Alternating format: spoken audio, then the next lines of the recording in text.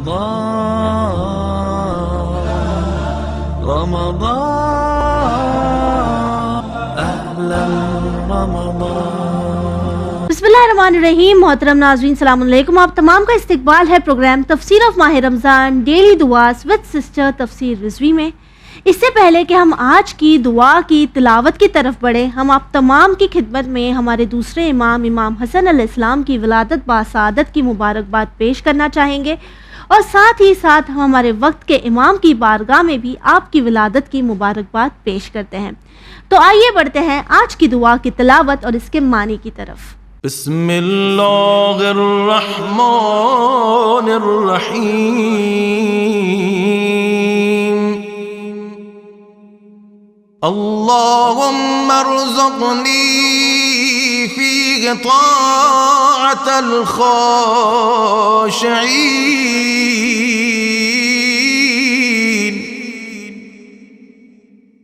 वश्रह फ़ीहि सदरी बिइनाबतिल मुख़बितीन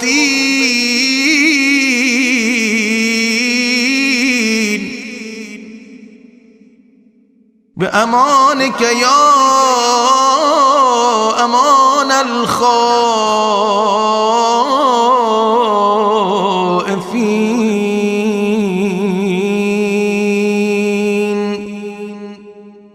ऐ माबूद, आज के दिन मुझे ख़ाशिईन की सी इताअत नसीब फरमा और उसमें दिलदादा लोगों जैसी बाज़गश्त के लिए मेरा सीना खोल दे।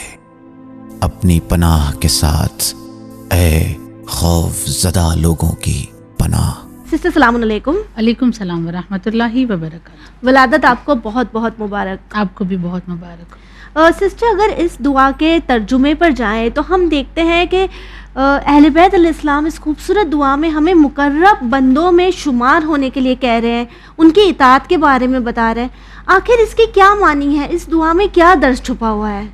औज़ु बिल्लाहि मिनश शैतानिर-रजीम। बिस्मिल्लाहिर्रहमानिर्रहीम व बिही नस्तईन व हुवा खैरुन नासिरिन व मुईन।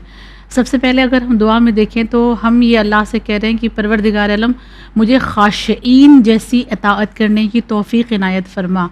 अगर हम ख़ाशे बंदे को समझना चाहें, जिसको आसान लफ्ज़ों में हम कहते हैं ना, आम तौर पर बोला जाता है खुज़ू व खुशू के साथ इबादत करो, पूरे कंसंट्रेट के साथ। ख़ाशे को अगर हमको समझना होगा तो पहले हम उसकी अपोजिट को समझते हैं।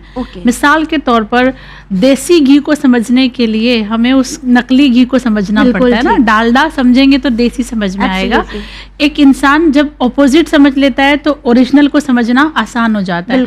ख़ाशे का जो अपोजिट है वो मुतकब्बिर है, यानी इस्तिकबार, यानी तकब्बुर, गुरूर करने वाले।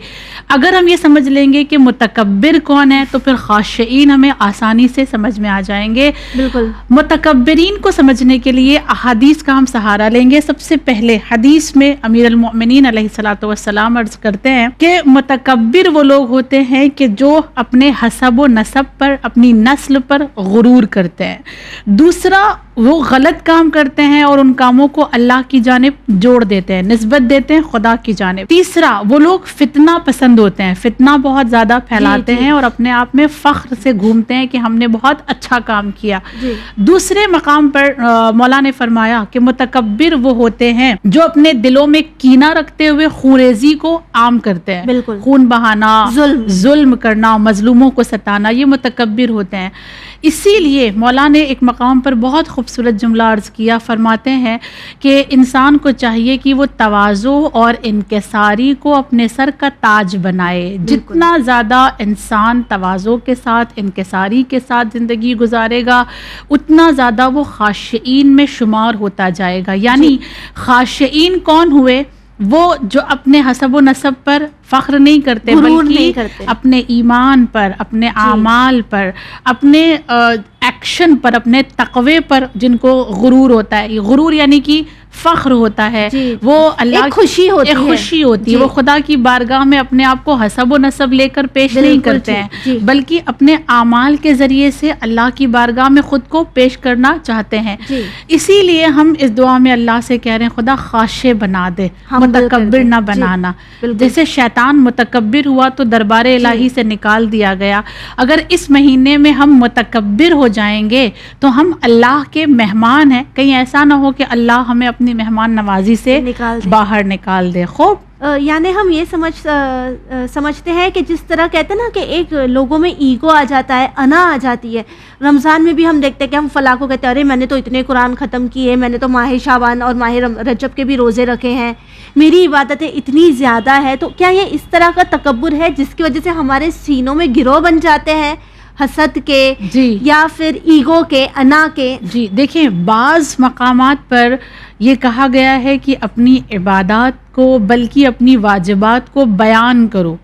ہدف کیا ہے، مقصد جی. کیا ہے؟ اگر ہم اس لیے بیان کر رہے ہیں کہ ہمارے اس بیان سے سامنے والا موٹیویٹ ہو کر بالکل. وہ بھی اسے انجام دے گا تو بہتر جی، ہے کہ آپ اسے انسپائر ہو. بیان کریں. جی. انسپائر کرنے کے لیے بیان کیا جا سکتا ہے.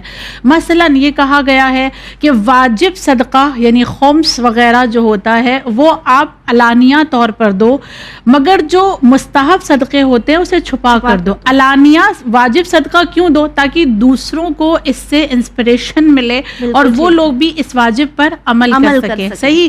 تو اگر ہمارا ارادہ یہ ہے کہ ہم اس لیے بتا رہے ہیں کہ یہ انسان بھی انجام دے تب تو صحیح ہے، لیکن ہم اس کو اگر ڈومینیٹ کرنے کے لیے بتا رہے ہیں کہ وہ بیچارہ جو ہے شرمندہ ہو جائے اور اس کا تو بالکل عزت جو ہے وہ رائے گاہ چلی جائے، اس کی محنت، اور وہ شرمندگی سے سر کو جھکا لے، اگر اس کی عزت کو نیلام کرنے کے لیے بتایا جا رہا ہے تو یہ اس کی اجازت اسلام میں نہیں ہے. شاید اسی لیے اس دعا کا آخری جملہ یہ ہے کہ پروردگار عالم تو مجھے اپنے امان میں رکھنا اور مجھے توبہ کی توفیق عطا کر دے. یعنی اگر ہم نے اس مہینے میں کسی طرح سے تکبر کیا ہے، کسی کو ذلیل کیا ہے تو ہمیں معاف کر دینا. یہاں صرف ایک بات کہنا ضروری سمجھتے ہیں کہ توبہ، استغفار، معافی مانگنا صرف استغفار کی تسبیح پڑھنا نہیں ہے. استغفار کی تسبیح لاسٹ مرحلہ ہے. پہلا مرحلہ یہ ہے کہ اللہ کی بارگاہ میں حاضر ہوں، اپنے گناہ کو قبول کریں. تیسرا، اپنے گناہ پہ شرمندہ ہوں. چوتھا، اپنے گناہ کو ختم کرنے کے لیے اللہ سے وعدہ کریں کہ اب میں چھوڑ رہا ہوں، اسے نہیں کروں گا. پانچواں، اگر حرام غذا کے ذریعے سے گوشت بڑھا لیا ہے، خون بن گیا ہے تو روزہ رکھ کے اس کو جلانے کی کوشش کریں. اور لاسٹ مرحلہ ہے کہ پھر بیٹھ کر اللہ کی بارگاہ میں استغفار کریں. یہ مہینہ ایسا ہی ہے کہ اس مہینے میں پروردگار عالم ہمارے تمام حرام گوشت کو جلا دیتا ہے، ہمارے گناہوں کو ختم کر دیتا ہے. اسی لیے ہم بار بار اللہ سے دعا کر رہے ہیں کہ خدا تو ہمیں توبہ کرنے والوں میں شمار کر. ویورز، آپ سے آخر میں بس یہی کہنا چاہیں گے کہ دیکھتے ہی دیکھتے ہمارے بیچ سے ماہ رمضان کے 15 دن گزر چکے ہیں. کوشش کریں کہ جتنا ہو سکے پروردگار عالم سے اپنے گناہوں کی معافی مانگے تاکہ ہم بھی خلوص کے ساتھ اپنے آپ کو ایک بار پھر سے صاف کر سکے، پیور کر سکے. انشاءاللہ آپ سے کل ملاقات ہوگی، تب تک کے لیے ہمیں دیجیے اجازت. شکریہ. رمضان